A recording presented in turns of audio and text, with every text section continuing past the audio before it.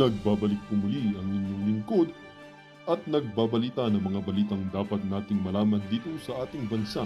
Ito ang Balitang Pambansa. Atin ngang matutunghayan sa channel na ito kung ano ang nangyayari sa loob ng ating gobyerno at syempre tumutulong na rin sa ating mga mamamayan na malaman ang katotohanan dahil mayroon tayong karapatan na malaman ang tunay na nangyayari sa ating bansa. Ngunit bago natin panoorin ang balita, huwag niyo pong kakalimutan na mag-subscribe sa ating channel at pindutin ang notification bell para lagi kang maging updated sa ating mga bagong videos na ina-upload araw-araw. At sa ating mga solid viewers naman dyan ay maraming salamat naman po sa walang sawang pagsuporta. At syempre, huwag din pong kakalimutan mag-iwan ng like at i-share ang ating mga videos. At kung mayroon ka naman pang opinion, ang ating comment section ay bukas para sa inyong mga hinaing. Ito na nga mga kaibigan, ating panoorin ang buong video. Salamat po muli and God bless!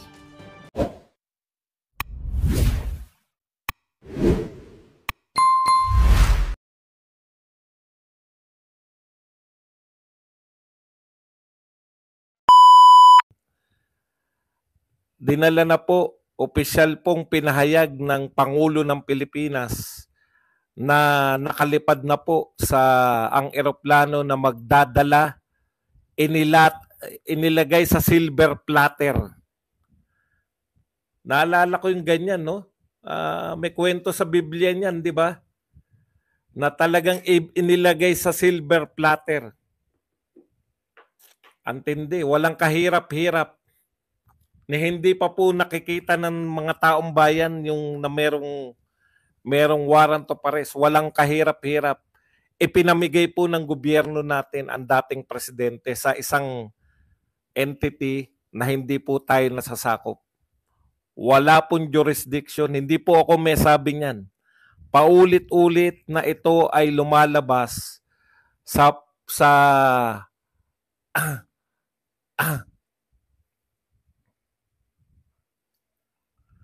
paulit-ulit po na may, pag walang check, hindi po ako yun. Dapat blinak nyo. Hindi nyo ba blinak? Paulit-ulit po na nagsabi, no? Na si Pangulong Marcos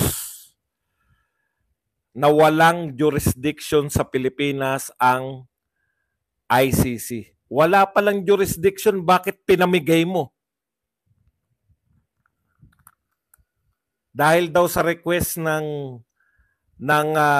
Interpol. Di dapat sumulat ka sa Interpol. Kung ako po, no, Mr. President, kung ang katwiran nyo po at hanggang ngayon ay sinasabi nyo na hindi tayo miyembro at wala silang jurisdiction, di dapat yun po kinatwiran nyo po sa Interpol na tayo po ay hindi miyembro. No?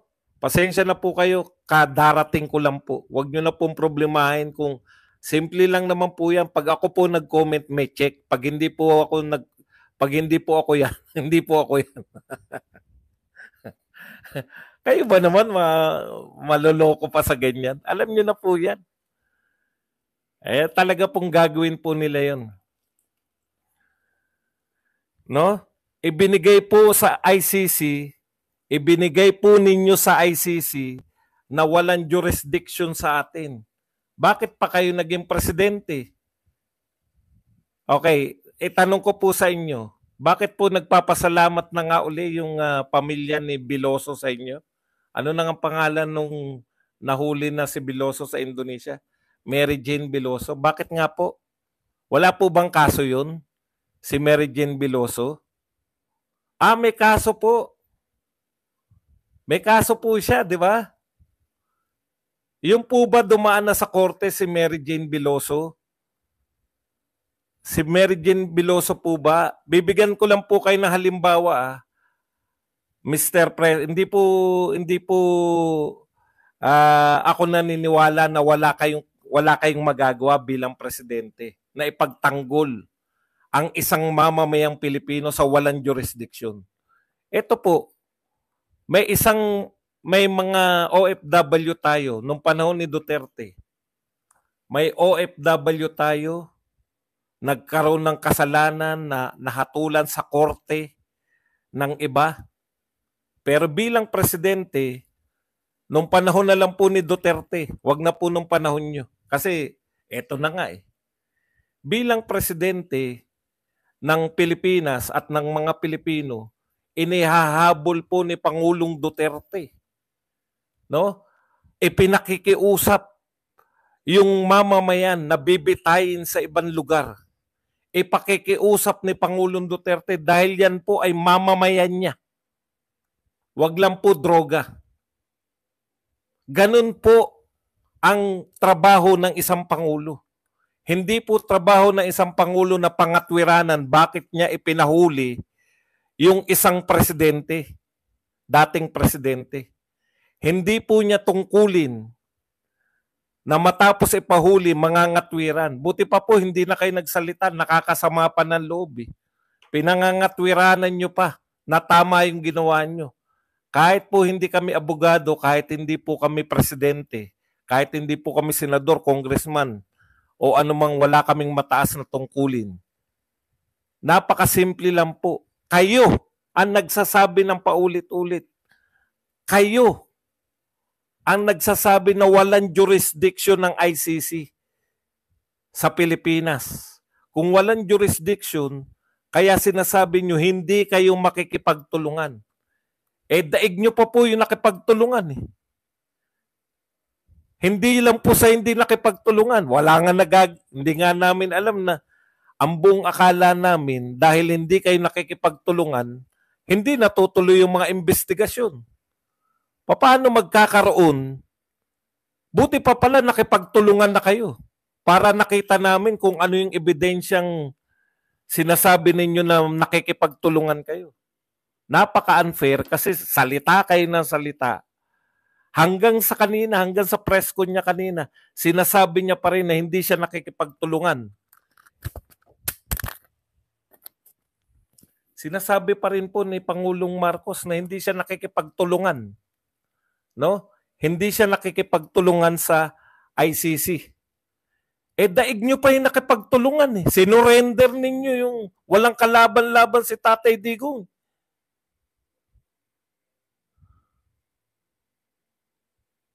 Daig nyo pa yung nakipagtulungan na lang sana kayo dahil kung investigasyon at nakipagtulungan kayo, maihahanda ni Pangulong Duterte. Ito po, uuwi lang sa Pilipinas ang isang presidente na dinumog, dating presidente na dinumog sa Hong Kong.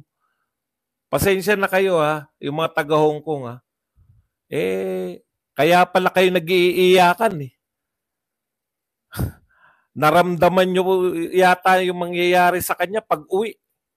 Ganun kayo kamahal, yung mga taga Hong Kong. Kung hindi nagpunta dyan, hindi mahuhuli. Mahirapan silang huliin sa Davao eh. Dahil yung mga taga Davao, haharangin eh. Dito, pati sila Senator Bongo, sila mga abogado ni Pangulong Duterte, hindi nakakapasok. Hindi nakita nila Senator Bongo. Paulit-ulit, walang jurisdiction. Paulit-ulit. Kung walang jurisdiction, bakit mo hinuli si Duterte? Wala palang jurisdiction yung nagpapahuli. Ang nagpapahuli po ICC, sabi mo, sa press con. Parang proud na proud pa siya na inampanan ko lang. Wag na tayong umasa. Paano po yan, Mr. President? Tatanungin ko lang po kayo, pag merong isang OFW na mabitay, bibitayin, wala kayong gagawin, Chuck, dahil hindi po pwedeng may gawin kayo dahil si Pangulong Duterte, kayo pa dahilan eh. Kayo pa dahilan kung bakit nadala sa Netherlands, sa dahig. Kayo pa ang nagpahuli mismo. O paano po yan? Pag hinuli ng iba, halimbawa, hinuli po sa Saudi Arabia at bibitayin na, OFW. Wala na kayong moral authority ngayon na harangin yun. Paano nyo harangin yun? Nakagawa ng kasalanan, nilitis, may batas. Paano kayo makikiusap ngayon? Kung sabihin sa inyo na Saudi, makikiusap ka sa amin, yung presidente mo nga, pinahuli, ikaw mismo nagpahuli. Nililitis ng ibang bansa. Opo, 11:04 lang po. Kulang po kayo. Karirinig-rinig ko lang po ng kay BBM. Nakaalis na po sa mga ngayon lang po na naka-tune in. Kaalis lang po 11:03. Sinabi pa ni BBM, maski yung minuto, alam eh. Nakasubaybay. Pagkatapos po noon, nag-press con. Tuwan-tuwa po eh. Hindi naman tuwan-tuwa ng ngiting-ngiti. Proud na pinaliwanag kung bakit niya pinahuli. Hindi niya po hindi niya po pina-stop ha. Sinabi niya na sila ang nagpahuli dahil sa commitment sa Interpol. Anong commitment sa Interpol?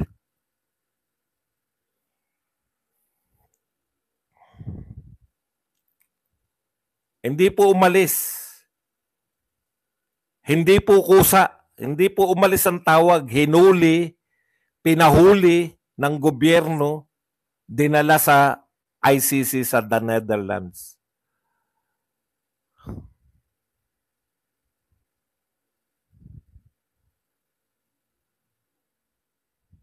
Noong nakalipad na po, may oras pa, 11:03. Nilinaw po ni BBM, hindi siya nakikipagtulungan sa ICC, hindi tayo nagbibigay daw ng mga ebidensya, pero pinahuli niya.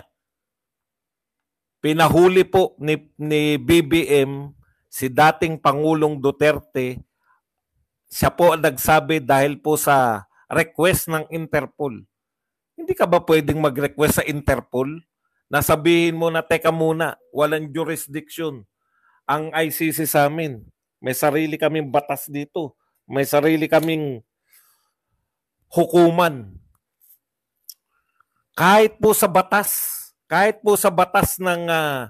ng ICC, kahit po dun mismo sa kanila, kinakailangan po muna na patunayan nyo, munang patunayan na dito wala nang maaasahan yung mga biktima di umano. Wala ngang reklamo dito kay Pangulong Duterte. Nauna pa agad na sa labas ng bansa. Tingnan nyo po, ano po moral authority? Kaya po kayo mga OFW, kawawa po kayo pag kayo po nahatulan sa ibang bansa. Bakit po? Nilitis siya mga yan. Eto nga po, pinahuli si Pangulong Duterte nilitis, wala tayong naririnig na nilitis ng ICC.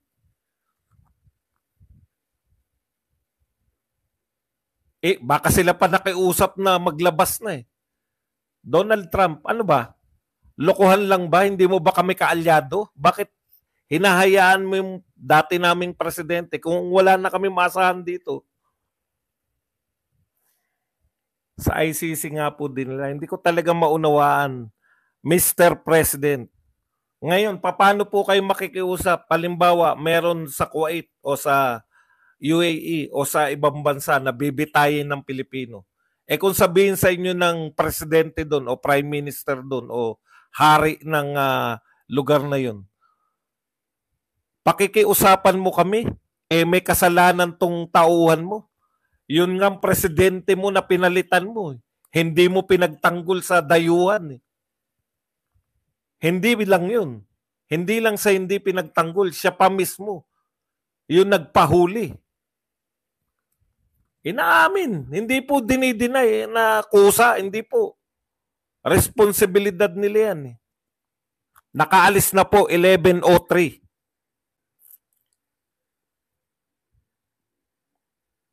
Kawawa naman po si Pangulong Duterte. May sakit na't lahat. 80 anyos. Lilitisin sa lugar sa ibang bansa.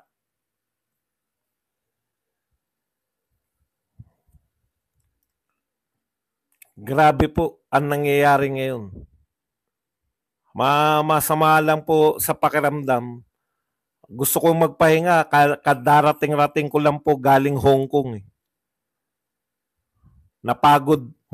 Kahit po pagod. Nung nakita ko po to si Marcos na nag-press con. Nagawa nyo pang mag-press con, ha? Pinagmamalaki nyo pa na nakahuli kayo ng dating presidente. Kala mo naman napaka-wanted nung tao.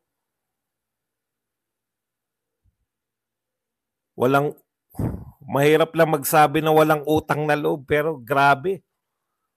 Lahat ng presidente ni hindi pinalibing yung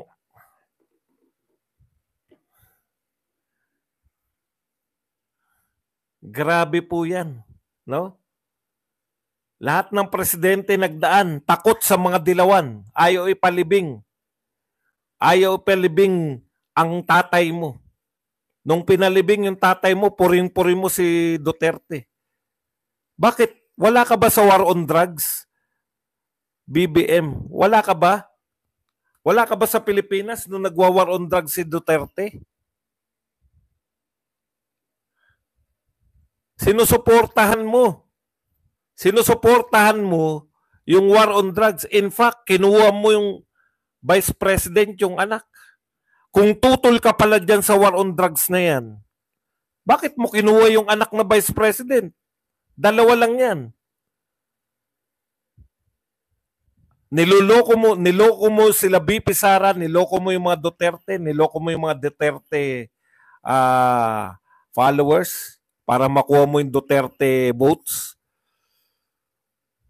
Or ang niloloko mo yung mga ngayon, yung mga kakampi mo ngayon, na kunwari ayaw mo sa war on drugs.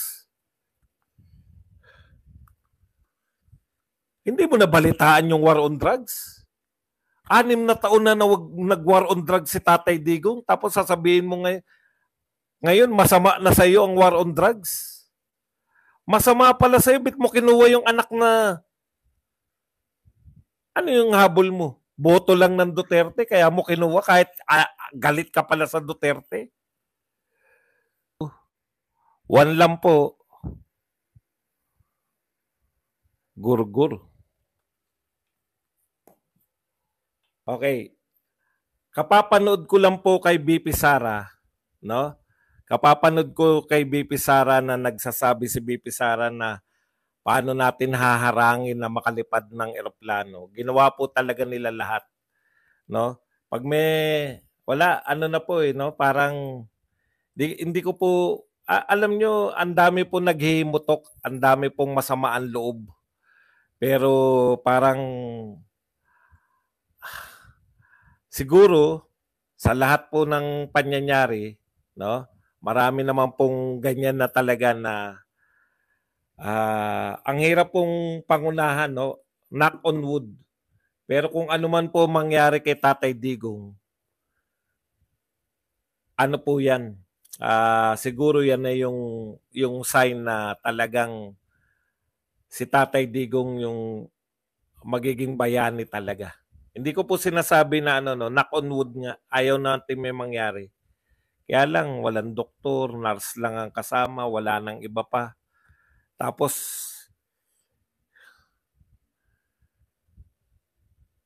kasi karamihan po, lahat po ng dakilang tao, as in lahat ng dakilang tao, lahat ng mga kinilalang dakilang tao sa kasaysayan ng buong mundo, minsan sa panahon nilang ginugol sa earth, ay nakulong po sila. No? Totoo po yan. Si Rizal, si Bonifacio, si Aguinaldo, sila, si Ninoy Aquino, si Mahatma Gandhi, at iba pa, no? Naging mga Mandela, na nakulong po yan dahil po sa kanilang mga ginawa, no? Kung ito po ang magiging masakit talagang isipin, no? Na talagang lahat po ng dakilang mga tao talagang ganyan pinipersecute kasi po hindi matanggap ng mga tao na sila po ay tama, na ang kanilang ginawa, ang compromising kasi. Yung pong mga tao, kayo pa nasasaktan ha. Kayo, nakakulong na si Duterte, ngayon defensive pa rin kayo sa sinasabi ko. Masakit talaga tanggapin na dakilang tao si Tatay Digong. Ito po, total, may edad naman. O yan, si Jesus Christ mismo. Di ba? Lahat po yan mga pinersecute. Sama na natin si Pastor Kibuloy. Lahat po to pinersecute muna. Yun yung nag-ano sa kanila eh. Yun yung kumbaga yung kulang pa. Kulang na maganda ang ginawa mo. Kulang na ang ginawa mo ay para sa bayan. Kinakailangan pa nila na higitan kasi marami kang nasaktan. Ganun po yun eh. Ganun po sila. Kaya po sila dakilang mamamayan ng iba't ibang lugar nila kasi po marami silang nasaktan. Kay Pangulong Duterte po, yung mga korap, hindi nakapagnakaw ng 6 na taon. No? Yung mga nabubuhay sa mga masasamang gawain, no? Sa mga nabubuhay sila kahit na masira ang kinabukasan. Masira ang kinabukasan ng mga kabataan. O yan po yan eh. Sila pa nasasaktan eh. Di ba? Kasi po, tinitignan namin na positive yan. At ito pong ginagawa ninyo, ang isa pang positive na to, ang bawi po ng taong bayan sa May. Sa election po. Ano sabi ni BP Sara? Ang lakas-lakas kasi ng panawagan for the first time po. First time po sa history ng senatorial election na nananawagan po yung mga tao ng straight vote.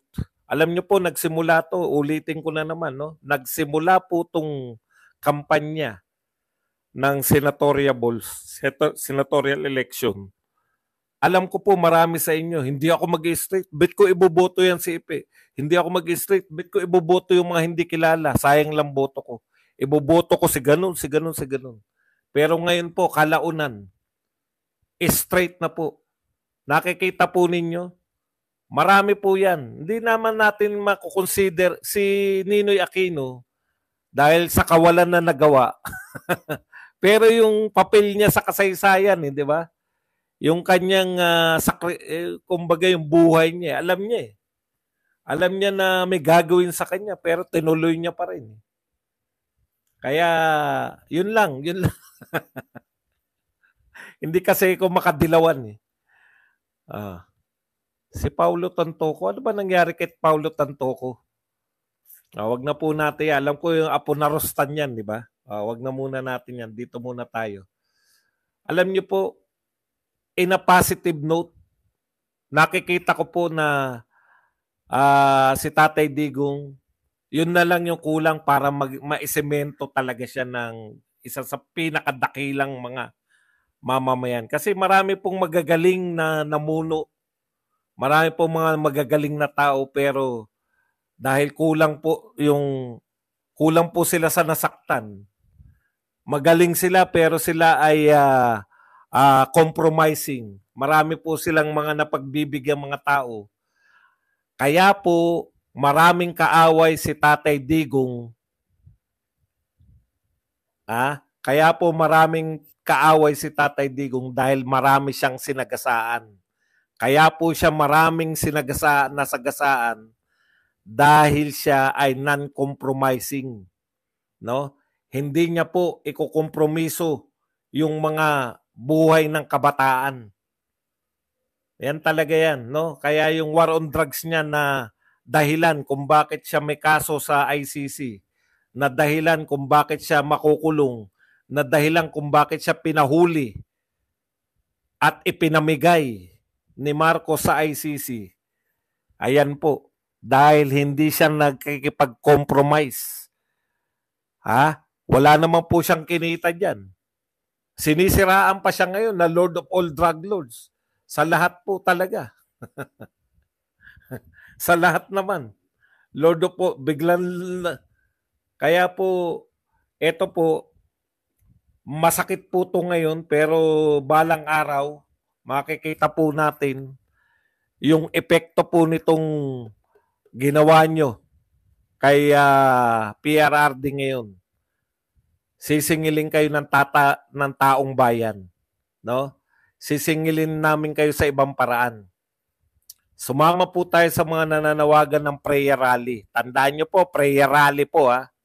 Hindi kung ano pa man. Siyempre, naghahanap na ng mga butas yung mga yan.